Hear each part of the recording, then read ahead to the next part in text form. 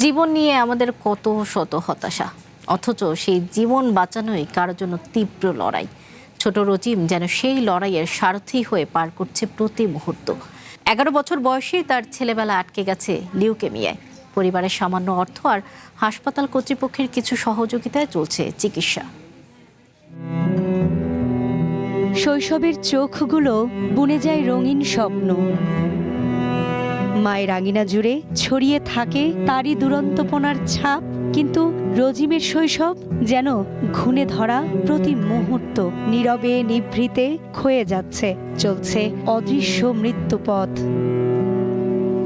Mirpur 2 MR খান শিশু হাসপাতালের 3 নম্বর word এখন রজিমের ঠিকানা। 11 বছর বয়সেই তার ছেলেবেলা আটকে গেছে লিউকেমিয়ায়। হাতে ক্যানুলা, শরীর জুড়ে তীব্র ব্যথা, থেমে আছে সাধারণ চলাফেরাও। কেবল এপাশ থেকে ওপাশ ফিরেই চলছে তার দীর্ঘশ্বাস। রজিমের 9 বছর বয়সে ধরা পড়ে রক্তের ক্যান্সার। প্রায় 1 বছর চিকিৎসা করার পর নিয়ন্ত্রণে আসে এই রোগ। তখনই খরচ হয় প্রায় 15 লাখ টাকা। কিন্তু বছর ঘুরতেই আবারও তার শরীরে বাসা বাঁধে লিউকেমিয়া। মেরুদণ্ডে প্রচন্ড ব্যথা, মানে ব্যথা এই কাত থেকে ও কাত হতে পারে না, আর বমিটিং হয়, মাথা ব্যথা হয়, তার সাথে তো আসি জ্বর আসে। যতটুকু পারছি আগের প্রথম ট্রিটমেন্টই শেষ হয়ে গেছে। এখন অত টাকা কোথায় পাবো আমরা? সন্তানটা যাতে ভালো হয়, সুস্থ হয়ে থাকে। আমার কান্না ছাড়া আর কিছুই আসে না। সারাদিন আমার খাওয়া বন্ধ, গোসল বন্ধ, সব বন্ধ ম্যাডাম। আমার সম্বল যা কিছু ছিল আমি সব শেষ করছি।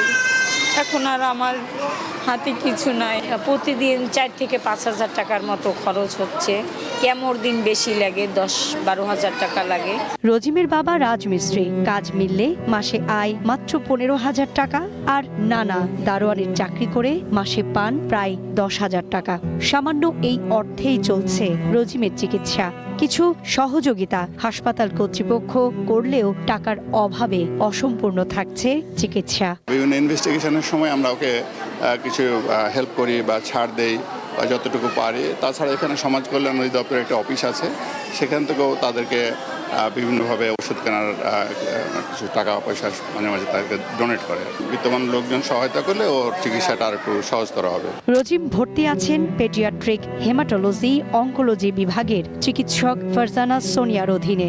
তিনি জানিয়েছেন, কেমোথেরাপি আর বোন ম্যারো ট্রান্সপ্লান্ট করলে রজিমকে সারিয়ে তোলা সম্ভব। তাতেও খরচ হতে পারে প্রায় 1.5 কোটি টাকা। ক্যান্সারের কেমোথেরাপি এটা তো অনেক ব্যয়বহুল। ওর পরিবার এর আগের বারে অনেক কষ্ট করে সেটা বেয়ার করেছে। মোটামুটি 10 থেকে 20 লক্ষ টাকার মতো লাগবে কেমোথেরাপি দিয়ে রেমিশনে নিতে। এবং এরপরে অস্থিমজ্জা প্রতিস্থাপন, যেটা আমাদের দেশেও এখন হচ্ছে, অস্থিমজ্জা প্রতিস্থাপনের জন্য খরচটা একটু বেশি। তো আনুমানিক সব কিছু মিলিয়ে ওর 50 লক্ষ টাকার একটা অ্যাপ্রক্সিমেট কস্ট আসতে পারে। মা ডাকে প্রশান্তি মিললেও ধীরে ধীরে সেই ডাক যেন কেড়ে নিচ্ছে ক্যান্সার। সন্তান হারানোর ভয়ে কুঁকড়ে যাচ্ছে প্রতিটি দিন। রজিম বাঁচতে চায় সকলের সহযোগিতায় বেঁচে ফিরুক আদরের সন্তান। আমি সুস্থ হয়ে বাড়ি ফিরতে চাই, পড়ালেখা করে বড় আলেম হতে চাই, আমার বন্ধুদের সাথে আরো খেলতে চাই। সুকন্যা আমির, ওয়ান নিউজ, ঢাকা।